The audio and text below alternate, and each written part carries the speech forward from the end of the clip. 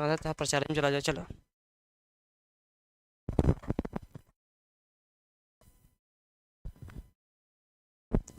नमस्कार साथियों, teachers academy में आपका स्वागत है। मैं हूं सुचित सर। जैसा कि आप जानते हैं कि 5 बजते ही बीपीएससी 6 to 8 की क्लास प्रारंभ हो जाती है।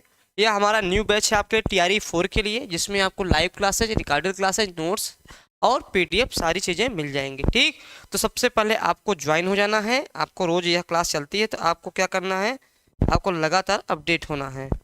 तो अब जो है यहाँ पर हम लोग शुरू करेंगे क्वेश्चन। थोड़ा सा आज समय कम है, हम लोग जो है अधिक से अधिक क्वेश्चन पे चर्चा करेंगे। ठीक, तो आप लोग एक सेकेंड,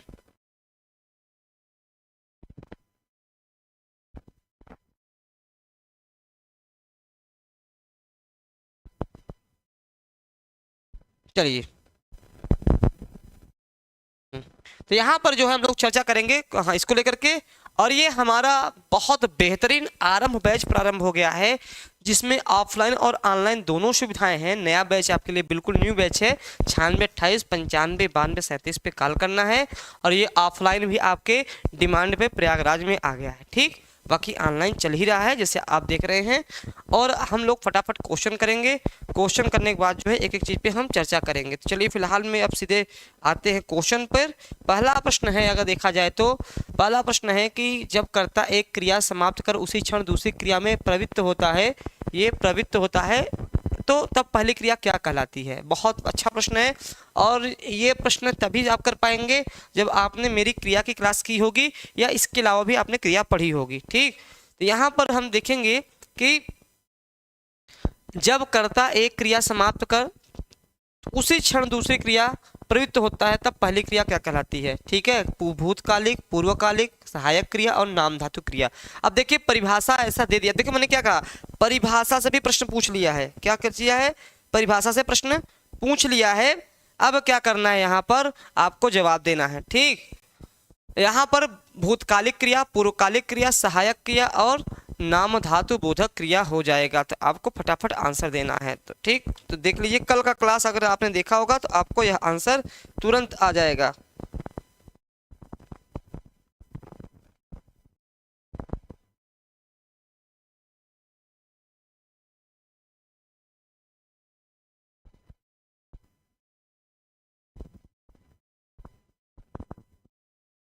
तो मैंने बताया था, कल पढ़ाया था आपको कि जब पहली क्रिया समाप्त होकर तुरंत तुरंत उसी क्षण दूसरी क्रिया हो जाएगी, उसे हम क्या कहेंगे, पूर्वकालिक क्रिया कहेंगे। अगर कल आपको याद होगा तो कल मैंने यह प्रश्न पढ़ाया था। कल का प्रश्न है, ये देखिए परिभाषा पूछ लिया। जैसे वह नहाकर पूजा करने लगा, वह नहाकर पूजा करने लगा, पूजा करने लगा, वह नहाकर पूजा करने लगा। अब पहला काम क्या किया, पहला काम उसने नहाया, और दूसरा काम क्या किया, पूजा किया। ठीक है, तो यहाँ पर एक काम को समाप्त करके तुरंत तुरंत दूसरा कार्य प्रारंभ कर दे, उसे हम पूर्वकालिक क्रिया कहते हैं। क्लियर हो गया।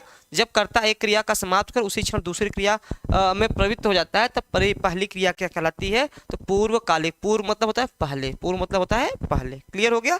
तो यहाँ आपको अगर आपने पढ़ा होगा तो आपको क्रिया हो जाएगा। सहायक क्रिया क्या होती है, जहाँ पे एक मुख्य क्रिया एक गौण क्रिया होती है। ठीक, भूतकालिक कोई क्रिया होती नहीं है। ठीक है, तो आप समझ गए इस चीज को। आंसर मैं देख लूं कि किसका क्या है, एक सेकेंड। अगला प्रश्न मैं देखूं। अगला प्रश्न है, क्रिया के जिस रूप से क्रिया के निष्पादन के समय का ज्ञान हो उसे क्या कहते हैं।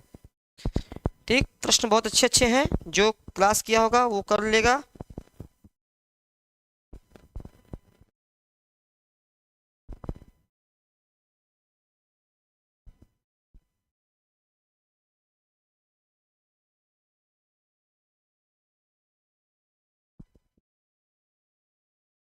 चलिए, अगला प्रश्न है कि क्रिया के जिस रूप से क्रिया का निष्पादन के समय का ज्ञान हो उसे क्या कहते हैं। काल कहते हैं, पक्ष कहते हैं, वाच्य कहते हैं, भूतकाल कहते हैं। देखिए परिभाषाएं पूछ रही हैं, हम लोग हमेशा उदाहरण को देख के पढ़ते हैं, परिभाषाएं नहीं पढ़ते हैं। आपको याद करना पड़ेगा, परिभाषा भी हमें पढ़नी पड़ेगी।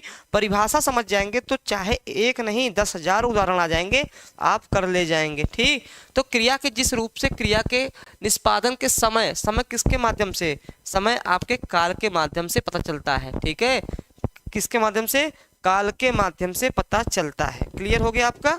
चलिए बहुत अच्छा, आंसर भी देते रहिए।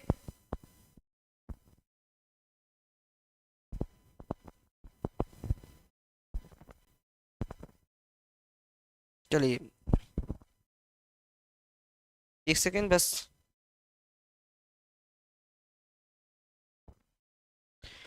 अगला प्रश्न है, ये 2 प्रश्न हो गए, आप लोग अपना उत्तर भी देते रहिएगा, ठीक, उत्तर भी देते रहिएगा। ये उसमें चैट वो नहीं दिखा रहा है बच्चों का, वो केवल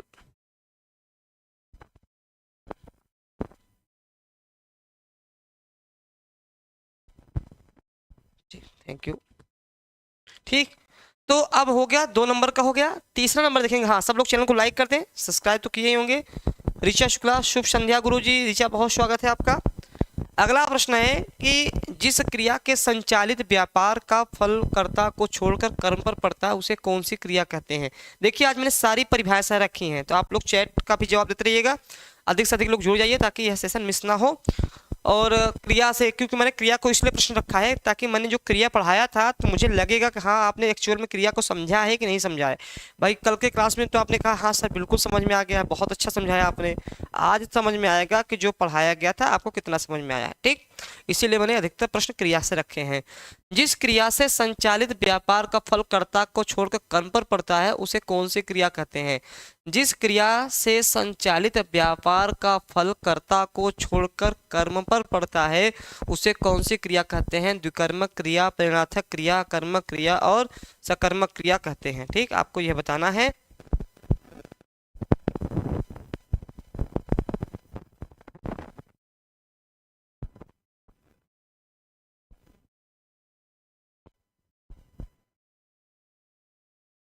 मैंने पढ़ाया था सकर्मक और अकर्मक, अगर याद होगा आप कर ले जाएंगे। सकर्मक क्रिया, निबंधु बहुत अच्छा।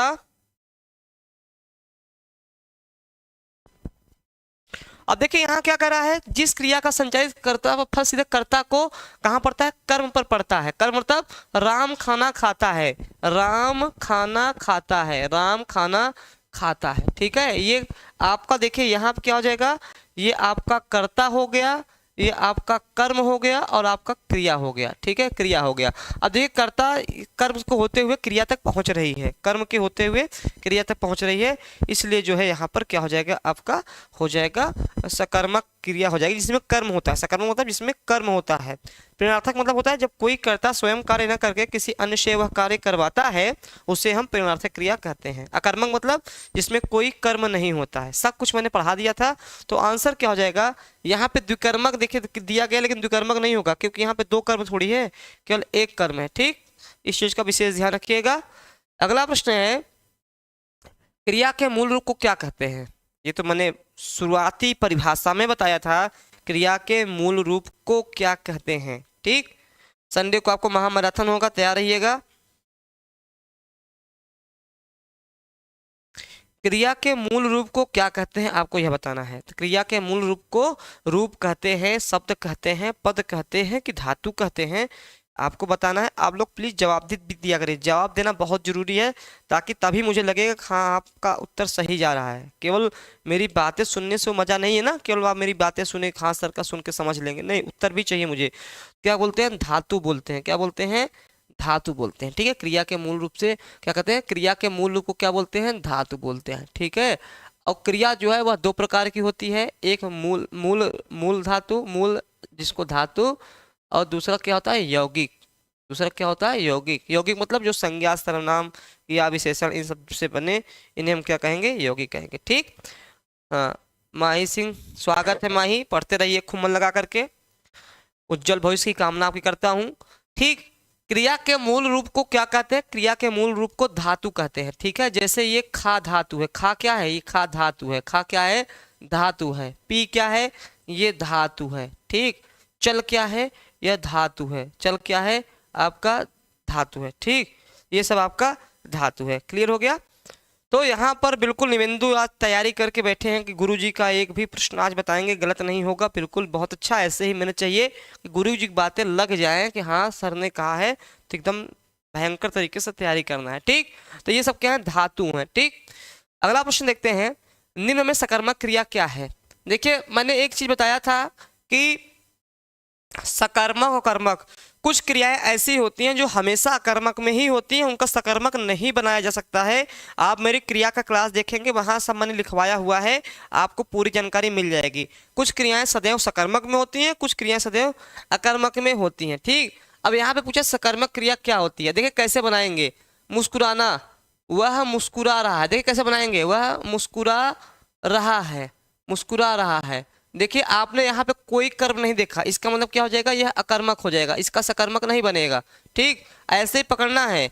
अब देखिए हमने क्या कहा, लिखना, वह पत्र लिखता है, वह पत्र लिखता है। अब देखिए अभी आप पकड़ लेंगे किसमें सकर्मक है, वह पत्र को लिखता है, वह पत्र को लिखता है, तो आपने पकड़ लिया, को निकल गया तो यह कर्म हो गया। इसका मतलब आंसर आपको यही मिल गया, आपको आंसर यही मिल गया कि यह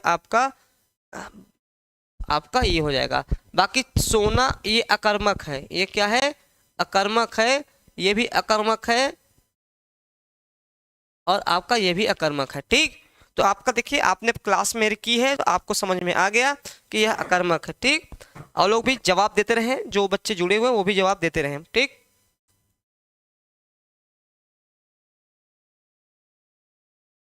चलिए अगला प्रश्न देखते हैं। अगला प्रश्न क्या हो सकता है कि निम्नलिखित प्रश्न में वाक्य के संरचना के आधार पर उसका भेद बताइए। अनु ने देखकर निबंध लिखा, ठीक है, अनु ने देखकर निबंध लिखा, यह क्या है। ठीक,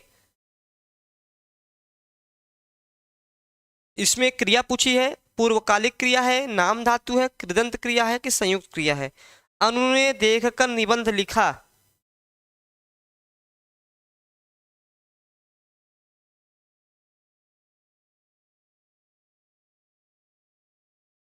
तो यहाँ पर मैंने अभी पहला वाला परिभाषा आपने पढ़ा होगा, पहला वाला परिभाषा, अगर ये क्वेश्चन आपने पढ़ा होगा, ये क्वेश्चन, ये पहला ही प्रश्न था, जब कर्ता एक क्रिया समाप्त कर कोई तुरंत दूसरी क्रिया प्रारंभ करता है, यही प्रश्न था। तो जैसे ही आपका ये अगर आपको याद होगा तो कहेंगे कि अनु ने देखकर, पहला काम क्या किया, उसने देखा, पहला काम क्या किया, देखना किया, देखा। दूसरा काम किया, निबंध वाला काम किया। मतलब जहां पर एक कार्य समाप्त होकर के तुरंत दूसरा कार्य पूर्वकालिक, हाँ पूर्णकालिक मतलब नहीं है, पूर्वकालिक है। ठीक ठीक, चलो कोई बात नहीं, लिखने में वो हो जाएगा, तो पूर्वकालिक क्रिया होगी। अब समझ में आ रहा है कि जहां पर एक कार्य समाप्त होता है तुरंत दूसरा कार्य प्रारंभ होता है, उसे हम पूर्वकालिक क्रिया कहते हैं। अगला प्रश्न है, यदि दौड़ना अकर्मक क्रिया है तो इसकी प्रेरणार्थक क्रिया क्या होगी। ठीक, अब देखिए यहाँ पे दौड़ना क्या है, अकर्मक क्रिया है, वह तेज। अब देखिए अकर्मक क्रिया कैसे होती है, जहां पर कर्म जोड़ा ही ना जा सके। जैसे अगर दौड़ना जोड़ेंगे, हमने कहा वह तेज दौड़ता है, वह तेज दौड़ता है, वह तेज दौड़ता है। ठीक, ये आपका बन गया। अब देखिए कहीं पे कर्मलेस है, कर्म है ही नहीं, कर्म नहीं है, जिसमें कर्म नहीं है सीधी सी बात है वह कर्मक क्रिया हो जाती है। ठीक, तो यहाँ पर ये देखना है कि प्रश्न पूछा क्या है। प्रश्न पूछा ये है कि यदि दौड़ना कर्मक क्रिया तो इसकी प्रेरणार्थक क्रिया क्या होगी। कल की क्लास में अगर मेरी देखा होगा, चलवाया, करवाया, पढ़वाया, तो सबसे पहले हम प्रेरणार्थक क्रिया समझते हैं क्या। प्रेरणार्थक क्रिया वह होती है जहां पर कर्ता स्वयं कोई कार्य न करके किसी अन्य से वह कार्य करवाता है, उसे हम प्रेरणार्थक क्रिया कहते हैं, अर्थात हम किसी को प्रेरणा देते हैं। ठीक, तो यहाँ पे दौड़वाना क्या, अब देखो उसने मुझे दौड़वाया, उसने मुझे दौड़वाया। ठीक, उसने मुझे दौड़वाया, तो यहाँ पे वो स्वयं नहीं दौड़ा है, वह मुझको दौड़वा रहा है। मतलब स्वयं कोई कार्य न करके किसी अन्य से वह कार्य कर रहा है, इसलिए वहां पे क्या हो जाएगा, वहां पे हो जाएगा प्रेरणार्थक क्रिया हो जाएगी। ठीक, तो यहाँ पर बी विकल्प बिल्कुल सही है, और बी विकल्प 7 का खुशबू ने दिया है। अभी आप लोग का और आंसर नहीं आया, जो लोग भी आंसर दे रहे हैं वो लोग भी यह अपना आंसर देते रहें ताकि जो क्लियर रहे। ठीक, बाकी क्लास में लगातार एडमिशन हो रहे हैं, लगातार बच्चे जुड़ रहे हैं, 96 28 95 92 37। अगर आप चाहते हैं कि 6 to 8 में आप शिक्षक बन जाएं, क्योंकि वहां पे सबसे महत्वपूर्ण बात है एनसीईआरटी और एससीईआरटी बुक, एनसीईआरटी और SCERT बुक, यहाँ से बहुत सारे प्रश्न आते हैं। ये आपको केवल शिक्षक ही पढ़ा पाएगा, ये आप अपने स्वयं से नहीं पढ़ पाएंगे, क्योंकि हम ही लोग आपको पढ़ाएंगे। NCERT बुक और SCERT बुक पढ़ाएंगे, उससे कम से कम यहाँ से लगभग 15 क्वेश्चन आते हैं, 15 प्रश्न लगभग आते हैं। आप समझ रहे हैं 15 प्रश्न कितना ज़्यादा मार्जिन है। 15 प्रश्न यहाँ से NCERT और SCERT से आएंगे, जो कि आपको हम ही लोग प्रोवाइड, मतलब हम लोग क्या, आप ऐसा नहीं कि आप नहीं पढ़ सकते हैं, लेकिन हम लोग लगातार पढ़ा रहे हैं, लगातार BPSC TRE 1 2 3 पढ़ाया, तो लगातार हमको अपडेट रहते हैं। ठीक, तो चलिए अब अगला प्रश्न देखते हैं। अगला प्रश्न क्या है कि इसमें इनमें व्याकरण की दृष्टि से कौन सा कथन सही नहीं है। ये देखिए सही नहीं वाला ये बहुत प्रश्न पूछता है, सही नहीं वाला बहुत प्रश्न पूछता है। भाववाच्य केवल अकर्मक क्रियाओं में होता है, कर्मवाच्य अकर्मक और सकर्मक दोनों क्रियाओं में होता है, कर्तृवाच्य भी अकर्मक और सकर्मक दोनों क्रियाओं में होता है, सभी प्रत्यर्थक क्रियाएं सकर्मक होती हैं। अब यहाँ पर आपको बताना है कि क्या इसका सही आंसर है। ठीक,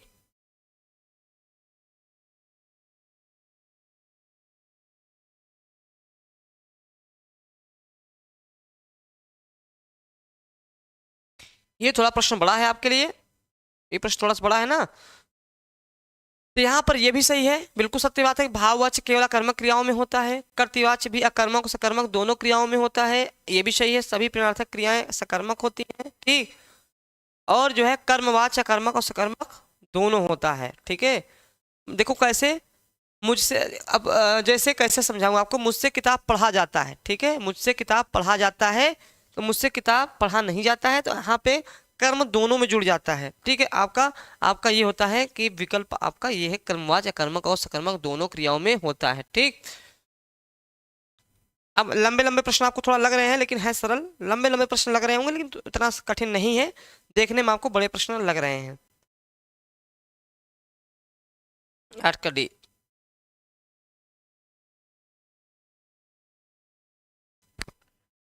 अगला प्रश्न की मैं बात करूं कि वाक्य की दृष्टि से कौन सा कथन सही नहीं है। देखिए सही नहीं है बहुत इंपॉर्टेंट प्रश्न है ये नहीं वाला प्रश्न बहुत इंपॉर्टेंट हो जाता है, क्योंकि परीक्षा में जब भी आप देखते हैं तो एग्जाम हाल में जब आपके ऊपर इतना प्रेशर रहता है, तो ऐसे प्रश्न आप लापरवाही कर जाते हैं, नहीं आपको नहीं दिखाई देता है। ठीक, अगला प्रश्न है कि रचना के आधार, हाँ, वाक्य की दृष्टि से कौन सा सही नहीं है। रचना के आधार पर वाक्य के 3 भेद होते हैं, सरल, संयुक्त और मिश्र वाक्य। अर्थ के आधार पर भी वाक्यों का वर्गीकरण किया जा सकता है। उद्देश्य और विधेय वाक्य के आवश्यक घटक माने गए हैं। क्रिया को उद्देश्य और कर्ता को विधेय कहा जाता है। ठीक है, अब यहाँ पे आपको बताना है कि कौन सा गलत है, कौन सा गलत है ये बताना है।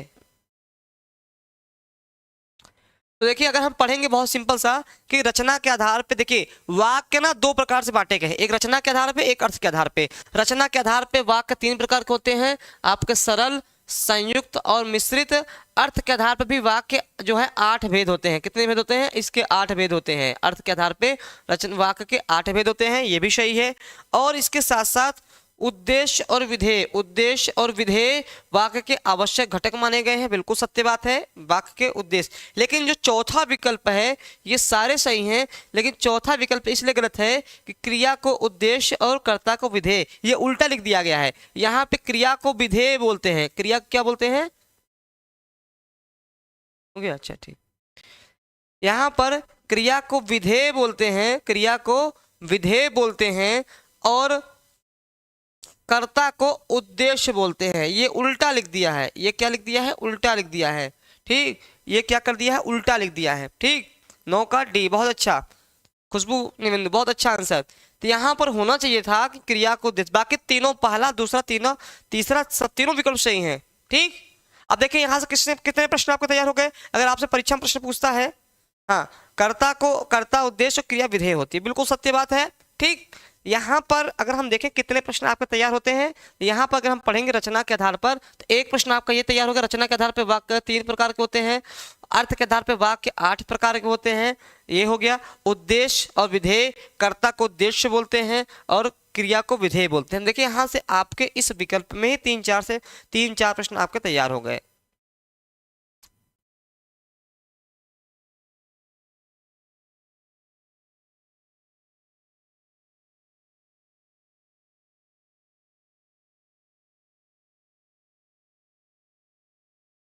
चलिए समझ में आ गया। अगला प्रश्न देखते हैं, अगला प्रश्न क्या है। कि जो क्रिया संज्ञा या विशेषण से बनती है उन्हें क्या कहते हैं। जो क्रिया संज्ञा या विशेषण से बनते हैं उन्हें क्या कहते हैं।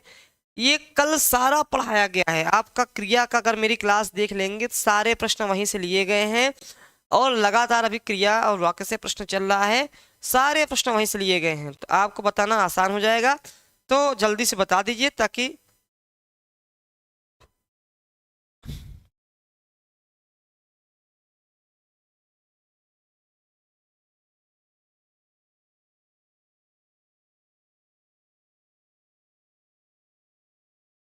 तो कल मैंने बताया था, हाँ जल्दी से बताइए फटाफट ताकि मैं बता सकूं। तो यहाँ पे कल मैंने बताया था नाम धातु क्रिया बोलते हैं। नाम धातु क्रिया क्या होती है। जो संज्ञा सर्वनाम अथवा विशेषण से बनते हैं।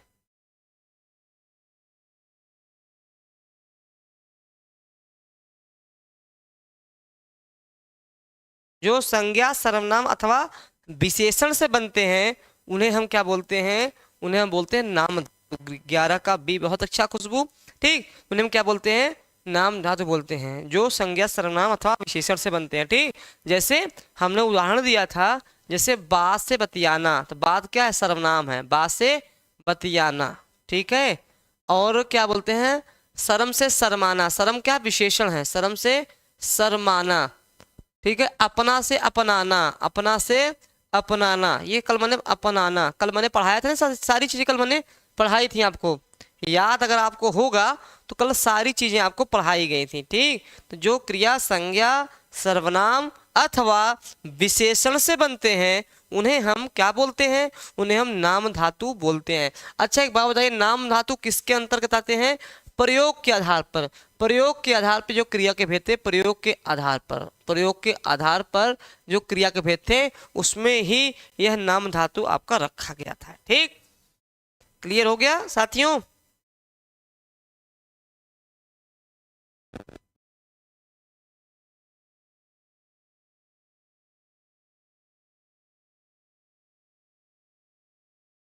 चलिए अगला प्रश्न देखते हैं। जितने लोग जुड़े हैं सभी लोग जवाब दें। जब वाक्य की क्रिया के देखिए प्रश्न पढ़िएगा। जब वाक्य, देखो प्रश्न लगेगा बहुत बड़ा है, लगेगा देखने में बड़ा कठिन प्रश्न है, गुरुजी ने कठिन कठिन प्रश्न दिया है, ठीक है, लेकिन अभी ये पढ़ेंगे तो सरल हो जाएगा। नारियल देखा, नारियल, नारियल बाहर से बड़ा कठोर होता है लेकिन जैसे इसको फोड़ेंगे अंदर से बड़ा सॉफ्ट होता है। ये प्रश्न भी ऐसे हैं, देखने में बड़े बड़े लग रहे हैं लेकिन जैसे ही पढ़ेंगे आपको सरल लग जाएगा। क्योंकि मैंने पढ़ाया ना, जब वाक्य की क्रिया के लिंग वचन और पुरुष कर्ता अथवा कर्म के लिंग वचन और पुरुष के अनुसार न होकर एक वचन पुल्लिंग तथा अन्य पुरुष हो तब वाक्य में कौन सा वाच्य होता है। फिर से पढ़ लीजिए। जब वाक्य की क्रिया के लिंग वचन और पुरुष कर्ता अथवा कर्म के लिंग वचन और पुरुष के अनुसार न होकर के, कितना सरल प्रश्न है, बहुत सरल प्रश्न है। अगर ये देखेंगे आपको आता ही नहीं आता है, पहले मैं देख लूं। प्रश्न बहुत सरल है, देखने में बड़ा लग रहा है,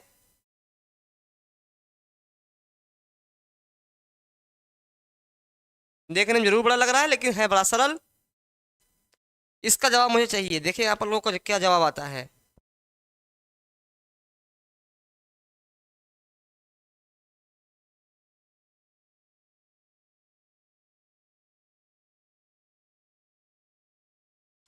चलिए चलिए मैं ही बता दे रहा हूँ, आप लोग को जवाब बहुत लेट आ रहा है। यहाँ पे देखिए वाच जो है, वाइस, वाच जो है, वाच जो है वह 3 प्रकार के होते हैं, 3 प्रकार के, ठीक है। वाच जो है 3 प्रकार के होते हैं, बहुत सिंपल सा फंडा है। अगर मैं बात करूं, पहला क्या है, कर्तृवाच्य, दूसरा क्या है कर्मवाच्य, तीसरा क्या है भाववाच्य। इसकी पहचान है द्वारा, इसमें द्वारा लगा रहेगा, इसकी पहचान है द्वारा नहीं, द्वारा नहीं, द्वारा के साथ नहीं लगा रहेगा, ठीक है। ये पहचान है, ट्रिक है। यहाँ पर अगर हम बात करें कि एक्टिव वॉइस पैसिव वॉइस आपने इंग्लिश में पढ़ा होगा। वॉइस वहाँ पे इंग्लिश में 2 प्रकार के होते हैं लेकिन हिंदी में प्रवेश करेंगे तो आपका 3 प्रकार का, कर्तृ और कर्म और भाव। कर्तृवाच्य मतलब होता है जहाँ कर्ता की प्रधानता होती है, जहाँ कर्ता की प्रधानता होती है, जहाँ कर्ता की प्रधानता होती है, कर्ता की प्रधानता होती है। जैसे राम खाना खाता है, तो यहाँ पे राम की प्रधानता है, राम द्वारा खाया जाता है, राम द्वारा खाया जाता है, ठीक, खाया जाता है। तो यहाँ पर कर्म की प्रधानता है, राम द्वारा नहीं खाया जाता है, राम द्वारा नहीं खाया जाता, नहीं खाया जाता, अर्थात इसमें भाव की प्रधानता, इसमें भाव की प्रधानता होती है, इसमें कर्म की प्रधानता होती है, कर्म की प्रधानता। क्लियर हो गया? तो यहाँ पर आंसर क्या होगा कि जब वाक्य की क्रिया लिंग वचन और पुरुष न कर्ता के अनुसार हो न कर्म के अनुसार हो, तो किसके अनुसार होगा? सीधी सी बात है, भाववाच्य के अनुसार होगा। जब न कर्ता के अनुसार होगा न कर्म के अनुसार होगा, तो किसके अनुसार होगा? तब वह जो है आपका भाव के अनुसार होगा। तो प्रश्न बहुत सरल था, मैंने पहले ही कहा। आप लोग का आंसर नहीं आया इस प्रश्न में, पता नहीं क्यों। आना चाहिए था, सही गलत जो भी होता वो देखा जाता, देना चाहिए था आंसर। ठीक, निवेंदु, खुशबू, ठीक, जो भी लोग जुड़े हुए हैं, ठीक, देना चाहिए था आपको आंसर। ये प्रश्न बहुत सरल है। तो यहाँ पर वाच्य तीन प्रकार के होते हैं। पहला कौन सा हो गया? कर्तृवाच्य हो गया, जिसमें कर्ता की प्रधानता होती है। दूसरा कर्मवाच्य हो गया, जिसमें कर्म की प्रधानता होती है। तीसरा भाववाच्य हो गया, जिसमें भाव की प्रधानता होती है। और कर्मवाच्य में द्वारा, ये पहचान है, द्वारा लगा ही रहेगा। भाववाच्य में द्वारा के साथ नहीं लगा रहेगा। आप पकड़ लीजिएगा, एग्जाम में आपको ज़्यादा पढ़ने की आवश्यकता नहीं पड़ेगी, ये ट्रिक तुरंत पकड़ लीजिएगा। ठीक, तो मैं साइड कर लिया हूँ ताकि आप देख सकें। चलिए, आप लोग का जवाब आना चाहिए था ना, जवाब नहीं आया, तो आंसर क्या हो गया? सी हो गया। अगला प्रश्न है, ये प्रश्न बढ़िया है, कल पढ़ाया गया था, कल की क्लास में अगर आपने देखा होगा, ये पढ़ाया गया था। प्रश्न क्या है कि जब वाक्य की, हाँ नहीं, इनमें से किस वाक्य में सजातीय क्रिया का प्रयोग हुआ है? चलिए अब बताना होगा, क्योंकि सजातीय क्रिया और संयुक्त क्रिया में बहुत गलत हो जाता है। आप लोग का बहुत प्रश्न गलत हो जाता है। सजातीय क्रिया और विजातीय क्रिया,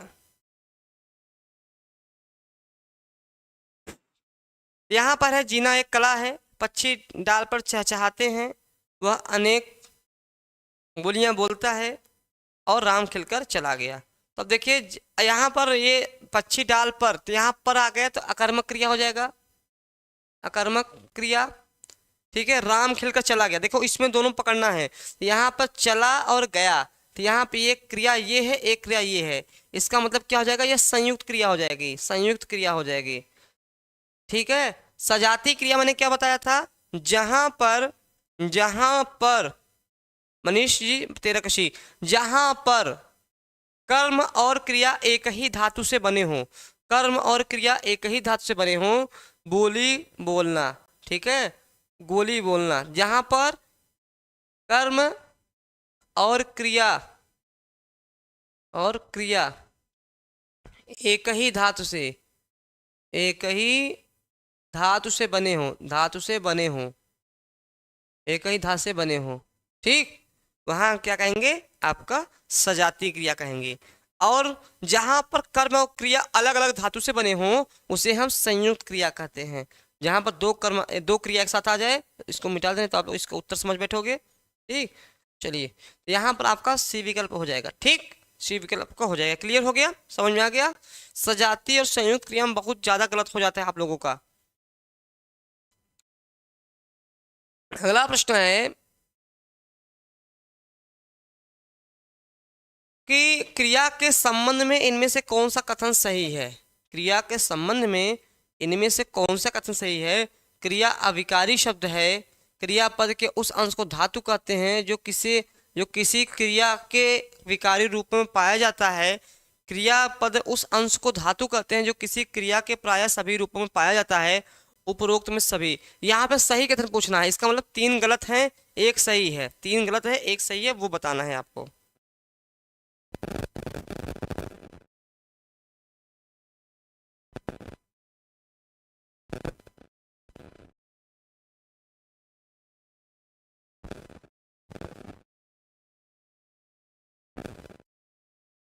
चलिए, तो आपका आंसर ये बिल्कुल गलत हो जाएगा। अविकारी नहीं, विकारी है, यही गलत हो गया था, इसलिए यह गलत हो गया। क्रियापद के उस अंश को धातु कहते हैं जो किसी क्रिया के किस विकारी रूप में पाया जाता है। ठीक है, क्रिया के उस अंश को, क्रियापद के उस अंश को धातु कहते हैं जो क्रिया, ये भी गलत है, सही नहीं है। ठीक है। क्रियापद के उस अंश को धातु कहते हैं जो किसी क्रिया के प्राय सभी रूपों में पाया जाता है। क्रिया जो है वह सभी रूपों में पाया जाता है। ठीक है, तो आपका आंसर क्या आ जाएगा? आपका आंसर आ जाएगा सी निकल के आ जाएगा। खुशबू, मनीष, दोनों लोग का बहुत बढ़िया। ठीक, क्लियर हो गया। चलिए अगला प्रश्न देखते हैं कि क्रिया के संदर्भ में इनमें से कौन सा कथन सत्य है। क्रिया के संदर्भ में इनमें से कौन सा? मनीष जी, ग्रामर और साहित्य दोनों अच्छी तैयारी हो जाएगी, क्योंकि यह, हाँ, तनुजा अभी आई हैं बहुत देर से। ठीक, ग्रामर की तैयारी बिल्कुल अच्छे से करा दूंगा और साहित्य भी करा दूंगा। ठीक है, कोई भी जानकारी चाहिए 9628959237 ये हमारा नंबर है। ठीक, हाँ, मैं आपका ग्रामर नहीं, एक सीट फिक्स करवा दूंगा 6 to 8 के लिए। अगर आप 6 to 8 चाहते हैं एक सीट हो जाए आपकी, तो वहाँ पे एक सीट आपकी पक्की हो जाएगी। ठीक, क्योंकि मेरा मानना है कि 6 to 8 का भले पढ़ रहे हो लेकिन तैयारी इतनी मजबूत हो कि आपको तुरंत आ जाए। क्रिया के संदर्भ में इनमें से कौन सा कथन सत्य है?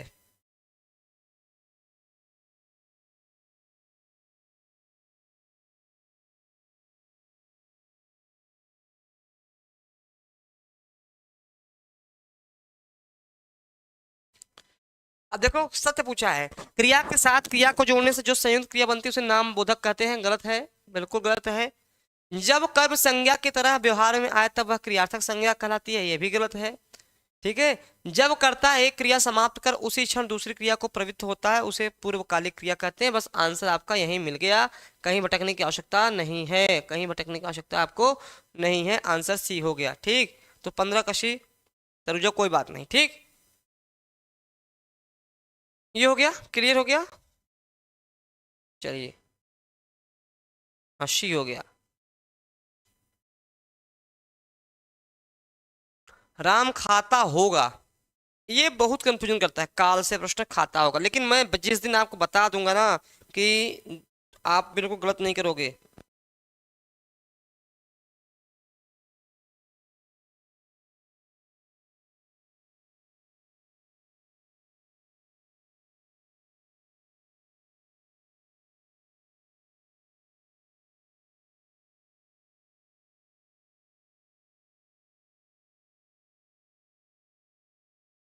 चलिए यहां पर समझेंगे। प्रश्न आ गया, हाँ प्रश्न देखें क्या है आपका आंसर। 15 कशी 16 चला है। राम खाता होगा, देखिए दो जगह बहुत गलतियां होती हैं। जब दो जगह बहुत गलती होती है, आज मैं बता दूंगा कभी गलती नहीं करेंगे। आज मैं अगर बता दूंगा कभी आपसे गलती नहीं होगी। अब वह क्या है? ठीक है, अब ये है संदिग्ध भूत, संदिग्ध भविष्य, संदिग्ध वर्तमान और सामान्य भविष्य। तो ये क्या हो जाएगा आपका? सामान्य भविष्य कहां से हो जाएगा? आता होगा। संदिग्ध वर्तमान क्या हो जाएगा? संदिग्ध वर्तमान। 16 का बी कैसे लगा? संदिग्ध भविष्य, यही तो समझाना है। हम जान रहे तो प्रश्न गलत कर देंगे आप लोग।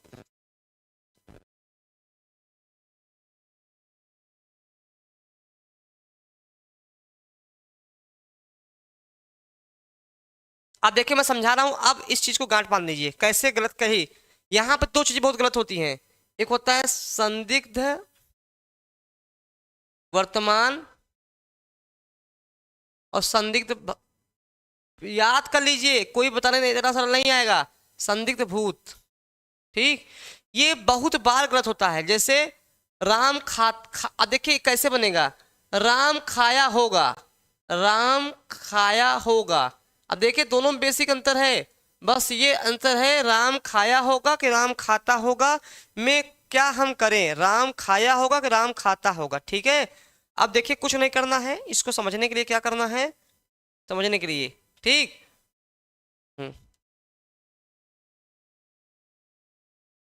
सामान्य वर्तमान काल के अंत में होगा जोड़ देने से, होगा होगा होगा जोड़ देने से वह, या इसको मैं ऐसे लिख दे रहा हूं, यहाँ बहुत कम जगह है, ऐसे में लिख दे रहा हूं। ठीक है, समझिएगा, यहाँ लिख दे रहा हूं ताकि आपको समझ में आ जाए। देखो समझिएगा, इसको बहुत इंपॉर्टेंट है। ठीक, बहुत इंपॉर्टेंट है, नोट करके लीजिए। हाँ अब नहीं फंसोगे मनीष, अब मैं गारंटी दे रहा हूँ नहीं फंसोगे। अब देखो कैसे समझना है इसको। हमने लिखा कौन सा था आपका ये प्रश्न, क्या था? प्रश्न था कि हाँ राम खाना खाता होगा ना, संदिग्ध वर्तमान। चलिए ठीक, चलिए यहाँ मैंने डायग्राम बना दिया, डायग्राम समझिएगा, हम लोग समझेंगे, डायग्राम समझेंगे, डायग्राम से, ठीक, डायग्राम से समझेंगे, ठीक। यहाँ पे हमने लिखा संदिग्ध वर्तमान, संदिग्ध वर्तमान और संदिग्ध भूत, संदिग्ध भूत। दोनों प्रश्न फंस जाते हैं। अब कैसे फंसते हैं? जैसे हमने कहा राम खाना खाता होगा, राम खाना खाया होगा। अब देखिए राम खाना खाता होगा, ये आपका हो गया संदिग्ध वर्तमान। राम खाना खाया होगा, राम खाना खाया होगा। अब होगा वैसे हम लोग फ्यूचर। अब देखिए यहाँ पे होगा वैसे हम लोग क्या समझ लेते हैं, होगा जो है ये, इसको देख के हम लोग भ्रम खा जाते हैं कि होगा, होगी, होंगे। अगर हम लोग पढ़ते हैं वह तो फ्यूचर की निशानी है, फ्यूचर इन फ्यूचर टेंस का ना, जब इंग्लिश पढ़ते हैं तो यहाँ पे फ्यूचर तो बिल्कुल नहीं होगा। अब समझेंगे कैसे, कौन सा संदिग्ध वर्तमान है और कौन सा संदिग्ध भूत है। बहुत बहुत सिंपल मैं समझा रहा हूँ, ऐसा ट्रिक आपको कभी नहीं भूल देंगे। हाँ ठीक है, सामान्य वर्तमान के अंत में है के स्थान पर, है के स्थान पर होगा लगा देने से, लगा देने से संदिग्ध वर्तमान हो जाता है, संदिग्ध वर्तमान हो जाता है, संदिग्ध वर्तमान हो जाता है, संदिग्ध वर्तमान हो जाता है। ठीक, बहुत सिंपल सब है। इसमें क्या कहेंगे, सामान्य भूत काल के अंत में होगा लगा देने से, लगा देने से संदिग्ध भूत हो जाता है, संदिग्ध भूत काल हो जाता है, भूत काल हो जाता है। अब देखिए कैसे, कैसे हम पहचानेंगे सामान्य। अब देखिए, देखिए हमेशा देखिए वर्तमान काल के अंत में, वर्तमान काल के अंत में, काल के अंत में आपको क्या दिखेगा, तातीते दिखेगा, तातीते, यही तो पहचान है ना, तातीते। देखिए खाता, ठीक, पीता। आपको क्या करना है, बस होगा लगा देना है। जैसे अगर मैं उदाहरण दूं, जैसे राम खाना, राम खाता है, बस इतना, राम खाता है, यह क्या है आपका सामान्य वर्तमान है। बस इसको क्या कर देना है, राम खाता होगा, राम खाता होगा, खाता होगा। अब देखिए यह क्या बन गया, संदिग्ध सॉरी संदिग्ध वर्तमान बन गया। ठीक, वह पत्र लिखता है, वह पत्र लिखता है, वह पत्र लिखता है। ठीक है, कुछ मत करिए, वह पत्र लिखता होगा, वह पत्र लिखता होगा। अब देखिए बस होगा लगा दिया तो संदिग्ध वर्तमान हो गया। क्या हो गया, संदिग्ध वर्तमान हो गया। तो फंसने का, अब कैसे पहचानेंगे ये सामान्य भूत है कि सामान्य है, कि आपका सामान्य व संदिग्ध वर्तमान है कि संदिग्ध भूत है। तो आपको पता है कि संदिग्ध वर्तमान में, जिस देखिए वर्तमान में तातीते, देखिए तातीते ऐसे पहचानेंगे, तातीते यहीं से पहचानेंगे, जिसके देखिए ता, ठीक है, यहाँ पे ता, वे घर जाते हैं, वे घर जाते होंगे, वे घर जाते हैं। देखिए वे घर जाते हैं, वे घर जाते हैं, तो ये क्या है, सामान्य वर्तमान है। फिर मैंने क्या कर दिया, इसको संदिग्ध वर्तमान बदलने में, वे घर जाते होंगे, वे घर जाते होंगे, बस हो गया, होंगे होंगी लगा दिया तो फ्यूचर नहीं होगा, संदिग्ध वर्तमान हो जाएगा। सेम इसी कंडीशन में यहाँ करना है, सामान्य भूतकाल में होगा, होंगी, होंगे लगा देंगे तो तुरंत वह क्या हो जाएगा, संदिग्ध भूत हो जाएगा। जैसे राम खाया, राम खाया, राम खाया, ये क्या है, सबको पता है, सामान्य सॉरी सामान्य भूत है। तो राम खाया होगा, राम खाया होगा, हो गया ना, झंझट के तम, राम खाया होगा। अब देखिए खाया, इससे पकड़िएगा पास्ट है, इससे पकड़िएगा वर्तमान है, खाता, इससे पकड़िएगा वे वर्तमान है, खाता, इससे पकड़िएगा खाया, वर्तमान नहीं आपका पास्ट है। ठीक है, तुम पत्र लिखते हो, तुमने पत्र लिखा, तुमने पत्र लिखा, इसका क्या बनेगा, तुमने पत्र लिखा होगा। देखिए इसका बनेगा संदिग्ध, तुमने पत्र लिखा होगा, तुमने पत्र लिखा होगा। समझ में आ गया? ये आपका सामान्य वर्तमान हो, सामान्य भूत हो गया। जैसे ही होगा जोड़ दिया। अगर सामान्य वर्तमान में होगा, होंगी, होंगे जोड़ देंगे तुरंत वह संदिग्ध वर्तमान हो जाएगा।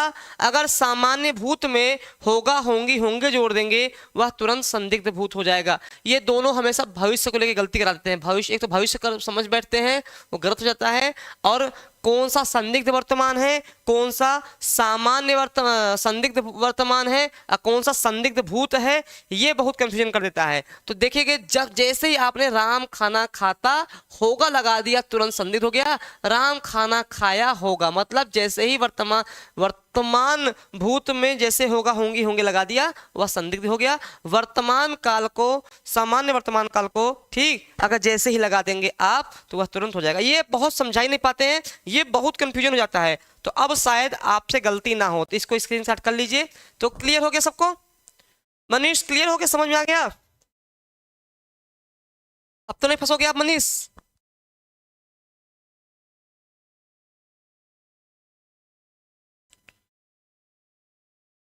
समझ में आ गया सबको?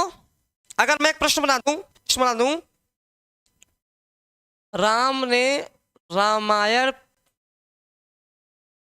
पढ़ी होगी, राम ने रामायण पढ़ी होगी। अभी ये उसका उत्तर क्या होगा, प्रश्न विकल्प क्या होगा? एक संदिग्ध वर्तमान, संदिग्ध वर्तमान, बी संदिग्ध भूत, संदिग्ध भूत, सी वर्तमान भविष्य, सॉरी वर्तमान भविष्य, वर्तमान भविष्य, और डी है पूर्ण काल भविष्य, पूर्ण काल भविष्य। तो अब क्या होगा? अच्छा बताइए क्या होगा? राम ने रामायण पढ़ी होगी, यह क्या होगा? संदिग्ध वर्तमान, संदिग्ध भूत और वर्तमान भविष्य या पूर्ण काल भविष्य? इसका क्या आंसर होगा? आंसर अगर आ गया तो मैं समझ जाऊंगा समझ में आ गया। इसमें कौन सा विकल्प होगा?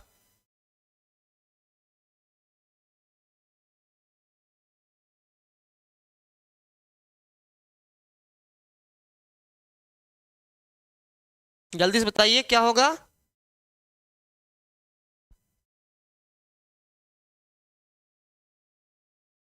आंसर दीजिए तब समझ में आया ना, कि आपको समझ में आया। तो देखेंगे अगर हम, अब देखिए राम ने रामायण पढ़ी मतलब काम कर लिया है, रामायण पढ़ लिया है। जो कुछ ही पढ़ लिया है इसका मतलब यह वर्तमान, सॉरी यह सामान्य भूत है, सामान्य भूत था। जैसे ही होगी लग गया तब यह क्या हो गया? सीधे बदल गया संदिग्ध भूत में। ठीक है राम, ठीक तो समझ में आ गया। संदिग्ध वर्तमान कैसे होगा? अरे संदिग्ध वर्तमान कैसे होगा? खुशबू ने कहा बी, समझ गए? अभी कहाँ समझ पाए? मैंने ये कहा अभी आप समझ नहीं पाए। देखिए चलिए एक उदाहरण और देता हूं। यहां अगर हम समझेंगे राम घर जाता होगा, अब देखिए समझिए राम ने रामायण पढ़ी, अगर केवल इसको कोट करेंगे, केवल इसको समझेंगे तो यह क्या हो जाएगा? सामान्य भूत है। क्या है? सामान्य भूत है। बस सामान्य भूत में होगा, होंगी, होंगे लगा देंगे तो वह संदिग्ध भूत बन जाएगा। इतना सिंपल सा समझ समझाया हूं कि सामान्य भूत, इतना सामान्य भूत है ना, ये तो सामान्य भूत है ना, इतना तो पता है ना सामान्य भूत किसे कहते हैं? Present, sorry past indefinite tense तो आपने पढ़ा है ना इंग्लिश में, वही पास्ट इंडेफिनिट टेंस को हम क्या बोलते हैं? सामान्य भूतकाल बोलते हैं। तो राम ने रामायण पढ़ी होगी, ठीक है, और राम घर जाता है। तो यहाँ घर जाता क्या है? राम घर जाता, हमने कहा होगा, राम घर जाता होगा। अब ये प्रश्न आ गया। अब देखिए राम घर जाता, जाता ता ती ते किस में आता है? ता, जिसके अंत में ता ती ते हो वह क्या हो जाएगा? आपका हो जाएगा ता ती ते हो, तो वह सामान्य वर्तमान होता है।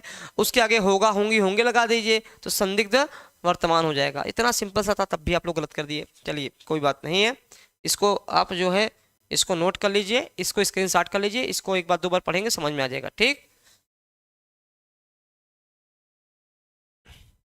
चलिए।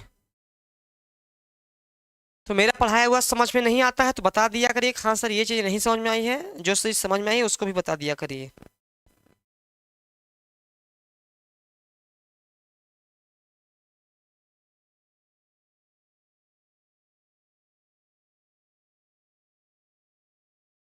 ठीक भाई, अगर नहीं समझ में आता बताया करिए ना, हाँ सर नहीं समझ में आया है, तो मैं और प्रयास करूंगा आपके लिए समझाने का, पूरा प्रयास करूंगा,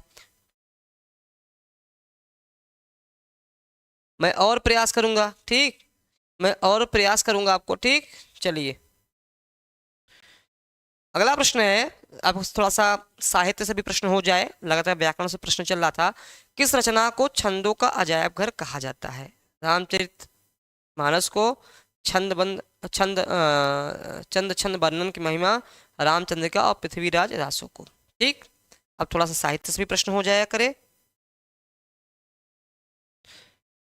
तो यहाँ पर किस छंद को अजायब घर कहा, देखो किसको कहा गया है आपको समझेंगे। चलिए, तो कहा गया है आपके रामचंद्रिका को, कहा गया है रामचंद्रिका। ठीक है, रामचंद्रिका किसकी दास है? केशव दास की है। किसकी है? केशव दास की है, केशव दास की है। ठीक, केशव दास की रामचंद्रिका है। और किसने कहा है? आपके राम स्वरूप चतुर्वेदी ने कहा है, राम स्वरूप चतुर्वेदी ने कहा है, चतुर्वेदी ने कहा, राम स्वरूप चतुर्वेदी ने कहा। ठीक है, ये छंदों का अजायब घर राम स्वरूप चतुर्वेदी ने कहा है, ये भी आप याद रखिएगा। और कठिन काव्य का प्रेत इनको किसने कहा है? कठिन काव्य का प्रेत, कठिन काव्य का प्रेत कहा जाता है इनको, कठिन काव्य का प्रेत कहा जाता है। प्रेत किसने कहा है? रामचंद्र शुक्ल ने कहा है, रामचंद्र शुक्ल ने कहा है। ठीक है, कठिन काव्य केशव दास जी को, केशव दास जी को, यह रीतिकाल के कवि हैं। ठीक, रामचंद्रिका। और एक, हाँ, और एक इंटरेस्टिंग बात है, बहुत खतरनाक बात है कि ये जो रामचंद्रिका है ये रामचरितमानस के विरोध में लिखी गई थी। अब आपको ताली लगेगा सर आप कैसी बात कर रहे हैं। रामचंद्रिका, यहाँ पर रामचंद्रिका, यहाँ पर मैं लिख दूं थोड़ा सा, रामचंद्रिका, रामचंद्रिका रामचरितमानस के विरोध में, रामचरितमानस के विरोध में एक रात में लिखी गई थी, एक रात में लिखी गई थी, एक रात में लिखी गई थी। ये आपको ताजुब लगेगा क्योंकि उस समय रामचरितमानस घर घर पूजी जा रही थी, अवधी भाषा में थी। तो ये अपने ये परम संस्कृत के विद्वान थे, मतलब इतना विद्वान थे, इन्होंने कहा कि मैं ऐसी रचना लिखूंगा जो कि रामचरितमानस को टक्कर देगी। उसके विरोध में इन्होंने रामचंद्रिका लिखी, वही एक रात में लिखी रामचंद्रिका। ठीक है, और इतने कठिन छंद लिख दिए, इतने छंद डाल दिए, इतने ज्यादा छंद डाल दिए, इसको छंदों का अजायब घर कहा जाने लगा। छंदों का अजायब घर, अजायब घर कहा जाने लगा। ठीक है, छंदों का अजायब घर किसने कहा? राम स्वरूप चतुर्वेदी ने, राम स्वरूप चतुर्वेदी। ठीक है, चतुर्वेदी ने कह दिया छंदों का अजायब घर। जैसे समझो कैसे, कभी कभी आप लोग देखो घर में होते हो ना, तो घर में जैसे सब्जी बना रहे हो तो कोई मेहमान आ गया, तो आप उसको ना सब्जी इतना अच्छा बनाने की कोशिश करते हो, उसमें मीट मसाला, गोल्डी मसाला, सब्जी मसाला, कौन कौन मसाला इतना स्वादिष्ट बनाने के चक्कर में पड़ जाते हो कि वो सब्जी का सत्यानाश हो जाता है। ठीक है, वैसे ही क्या हुआ, रामचंद्रिका में इतने सारे अलंकार छंद इतने डाल दिए, अपनी विद्वता इतना प्रकट कर ली कि वह पढ़ना कठिन हो गया और वह जो है छंदों का अजायब घर कहा जाने लगा। ठीक है, तो कभी कभी बहुत अच्छा करने के चक्कर में सत्यानाश हो जाता है, तो कभी बहुत अच्छा करने के चक्कर में ना पड़े, जैसे सामान्य जीवन जी रहे हैं उसी सामान्य जीवन को आपने आगे को और बढ़ाते रहिए। ठीक है, कठिन काव्य का प्रेत कहा, रीतिकाल के कवि थे, ये कौन सा? केशवदास, रीतिकाल के। ठीक है, रीति प्रबंध, रीति मुक्त, रीति सिद्ध, हाँ रीति मुक्त, रीतिकाल को 3 भागों में बांटा गया, सबको पता है। रीतिबद्ध शाखा का, रीतिबद्ध शाखा कवि थे, शाखा के कवि थे, क्या थे? कवि थे। इनको जो है शुक्ल जी ने क्या कह दिया है? कठिन काव्य का प्रेत कह दिया है। शुक्ल जी ने क्या कह दिया? कठिन काव्य का प्रेत कह दिया है। ठीक है, इनकी कुछ रचनाएं हैं, रसिक प्रिया, कवि प्रिया, रसिक प्रिया, कवि प्रिया रचनाएं हैं। रसिक प्रिया, कवि प्रिया, विज्ञान गीता, विज्ञान गीता, ठीक है, विज्ञान गीता, ऐसे कई तमाम इनकी रचनाएं प्रकार की हैं, बहुत ठीक है।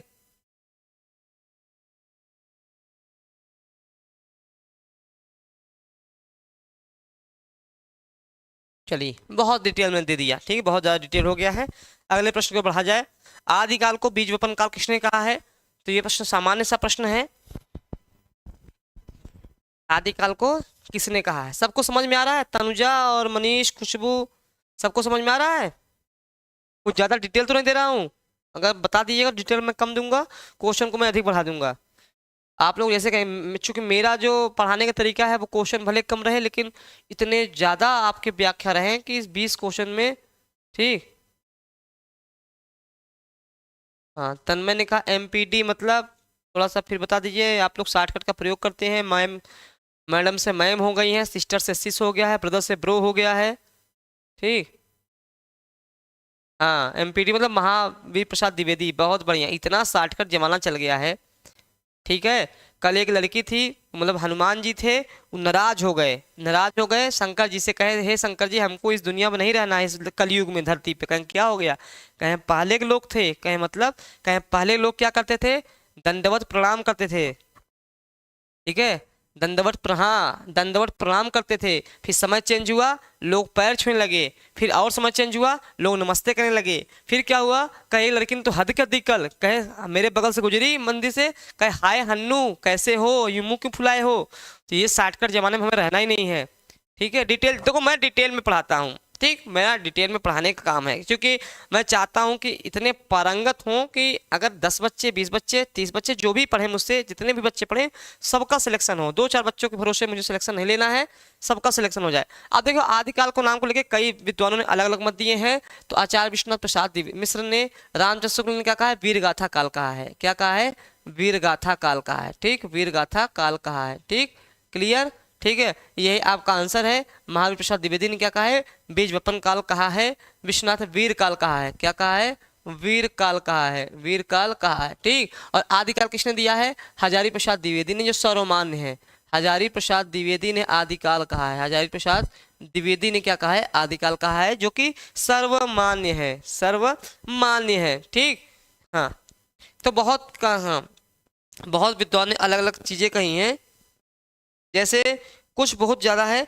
अप्रभंश काल किसने कहा है? धीरेन्द्र वर्मा ने। ये जिससे ये सब आपको कम मिलेंगे, ये सब डिटेल आपको कम मिलेंगे, ठीक है, ये सब डिटेल कम मिलेंगे। अपभ्रंश काल किसने कहा है? अपभ्रंश काल। अब देखिए, आपको ये परीक्षा में आ जाएगा तो आप फंस जाएंगे। धीरेन्द्र वर्मा ने कहा है, धीरेन्द्र वर्मा ने कहा है। अपभ्रंश काल किसने कहा है? धीरेन्द्र वर्मा ने कहा। देखिए ये सब इंपॉर्टेंट है, अपभ्रंश काल का है, ठीक है। अपभ्रंश काल किसने कहा है? तो धीरेन्द्र वर्मा ने कहा है, ठीक। अगर मैं बात करूं, जैसे आदिकाल हो गया, प्रारंभिक काल हो गया। प्रारंभिक काल किसने कहा है? ऋषिबंधु ने कहा। कुछ चीजें देखिए, प्रारंभिक काल, प्रारंभिक काल ऋषिबंधु ने कहा है, मिश्र बंधु ने कहा है, ठीक है, मिश्र बंधु, ठीक। कला काल, अंधकार काल, कई सारे ऐसे हैं जो प्रश्न कम, मतलब आप लोग बराबर नहीं पढ़ते हैं। अब अगर मैं पूछ लेता कि अपभ्रंश काल किसने कहा है, तो आपको सोचना पड़ता कि सही है, हम तो कॉमन चीज पढ़ते हैं, अपभ्रंश काल किसने कह दिया, तो कहोगे धीरेन्द्र वर्मा ने कहा है। तो ये इस क्लास में आप सब पा जाओगे, सारी डिटेल पा जाओगे अगर आप यह क्लास लेते हो। अगर इस क्लास में ज्वाइन होना है, 9628 95 92 37 पे आप कॉल कर सकते हैं और क्लास को ज्वाइन कर सकते हैं, ठीक है, जहाँ पे थ्योरी क्लासेस चल रही हैं, ठीक। अज्ञेय के संपादन में कितने सप्तकों का प्रकाशन हुआ था? अज्ञेय मतलब सच्चिदानंद, हिरानंद, वात्स्यायन, अज्ञेय, प्रयोगवादी कवि थे, ठीक।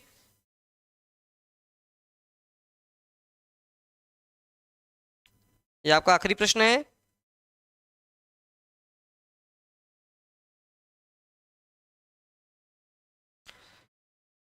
तो ये क्या थे? अज्ञेय जो है ये 4 था सप्तक का। प्रयोगवाद, क्या प्रयोग में होता है? प्रयोगवाद, प्रयोगवाद, प्रयोगवाद 1943 ईस्वी, 1943 ईस्वी में, ठीक है। 4 था सप्तक के प्रकाशन में, चारों में ये थे, चारों में ये थे, ध्यान रखिएगा, चारों, हाँ। और तार सप्तक में 7 कवि होते हैं, इसके लिए अलग ट्रिक है। तार सप्तक, एक अंक कौन सा आया? तार सप्तक, तार सप्तक, जिसमें 7 के होते, पहला 1943 में आया, दूसरा सप्तक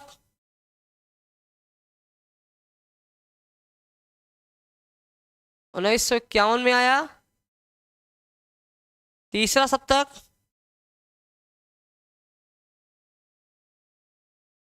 1959 में आया, चौथा सप्तक, ठीक है, ये परीक्षा में कई बार पूछा गया है कि चारों साथ कौन किसमें कभी है, ये बहुत पूछा गया है, ठीक है, बहुत बार पूछा गया, इसको याद रखिएगा। 1979 में आया है, ये डिटेल याद करिएगा। चारों किए थे। अब पहला जो है आपका कब प्रकाशित हुआ था? तार सप्तक में 7 कवि होते हैं, 7 कवि होते हैं, हर एक में 7 कवि हैं, सब में 7 कवि हैं, ठीक है, सब में 7 कवि हैं। पूछ लेगा कौन सा कवि किसमें होता है, ये बहुत बार पूछता है, टीजीटी पीजीटी असिस्टेंट प्रोफेसर हर एक एग्जाम में यह पूछता है, हर एक एग्जाम में यह पूछ लेता है, ठीक है, कि कौन कौन सा होता है। तो अगेन जो है तार सप्तक, ठीक, जैसे पूछ लिया, अगर मैं आपसे पूछ लूं कि शमशेर बहादुर सिंह किस तार सप्तक में थे, प्रश्न बना दिया, शमशेर बहादुर सिंह किस तार सप्तक में थे, प्रथम तार सप्तक में, दूसरे तार सप्तक में, तीसरे में, चौथे में, तब आप फंस जाएंगे क्योंकि आपने डिटेल पढ़ा नहीं है। कुल 28 कवि हैं, 7 चौके 28, और एक ट्रिक, चूंकि ये आपको ट्रिक मैं ऐसा बता दूंगा कि मैंने सब पे ट्रिक बनाया है, सब पे ट्रिक बनाया हुआ है, तो आपको थ्योरी क्लास में देखने को मिलेगी, जब ये क्लास चलेगा थ्योरी क्लास में आपको देखने को मिल जाएगी, ठीक। तो यह class per day Manish, Tanuja, जितने भी बच्चे हैं, तन्मय, यह क्लास पर डे 5 बजे चलती है, पर डे 5 बजे शाम को चलती है, और संडे को मैराथन होगा आपका, ठीक है। संडे को जो पुराने पेपर हैं एनवीएस, मेरा मानना है कि आपको एनवीएस के बेस, ये आखिरी प्रश्न था, ठीक है, ये आखिरी प्रश्न था। अब जो बाकी प्रश्न कल कराएंगे। अब देखिए संडे को जो है आपको, संडे को आपको जो संडे आएगा वो मैराथन क्लास चलेगा, मैराथन क्लास आप लोग खा पी के आइएगा, मैराथन क्लास, ठीक, मैराथन क्लास चलेगा। और मैराथन क्लास में क्या होगा, जितने पुराने पेपर हैं, जितने पुराने पेपर हैं, आपके पुराने पेपर हैं, सब सॉल्व कराए जाएंगे, ठीक है। पुराने पेपर हैं जैसे टीआरई 1 का पेपर, टीआरई 2 का पेपर, टीआरई 2 और टीआरई 3 का पेपर पहले सॉल्व कराया जाएगा। उसके बाद आपका एनवीएस, केवीएस, DT+B जो यूपी में एक बार 6 to 8 का हुआ था, उसको सारे पुराने प्रश्न आपको कराए जाएंगे, ठीक है, सारे पुराने प्रश्न कराए जाएंगे। और उसके साथ साथ जब आप प्रैक्टिस लेंगे तब आपको वहाँ पे सारी चीज़ें कराई जाएंगी। संडे के दिन लगभग आपके 2 घंटे से क्लास, मतलब कम से कम इतना क्लास चलेगा, ठीक है। आगे सर, ठीक, बस हो गया है, ठीक है, इतनी सारी चीज़ें। हाँ अच्छा, मैं अभी आई, कोई बात नहीं। रिचा ने सबसे पहले कहा था गुड इवनिंग सर, और सबसे लास्ट में आई, ये ईमानदारी की बढ़िया है, पहले ही बोल दिया आप क्लास चलने से पहले कि गुड इवनिंग सर, उसके बाद जो है आपका कहें कि ये ठीक है। तो ये आपको करना है, अगर आपको क्लास को BPSC 6 to 8 का शिक्षक बनना है, एक सीट पहनना है, सरकारी टीचर बनना है, आपको कुछ नहीं करना है, आपको बस ये 96 28 95 92 37 पे कॉल कर लेना है। और एक चीज और है आपके लिए, आपको मतलब आपका क्या है, 25 दिसंबर है, आपको क्रिसमस डे पे भी छूट कुछ मिल रही है, तो आप उसको देख लीजिएगा, 25 दिसंबर तक भी छूट है। आप अगर फ़ोन कर लेंगे तो आपको क्या बोलते हैं, ऑफर का फायदा तुरंत मिल जाएगा, ठीक है। फिलहाल में कल पुनः हम 5 बजे उपस्थित होंगे, तो पुनः 5 बजे आप आ जाइएगा और अपनी तैयारी ऐसे ही लगातार करते रहिएगा। और 100 दिन में मास्टर बने, कहते ना कि 100 दिन में मास्टर कैसे बने, वो इस क्लास में बताया जाएगा। चलिए ठीक है, फिर आपसे मिलते हैं कल 5 बजे, धन्यवाद।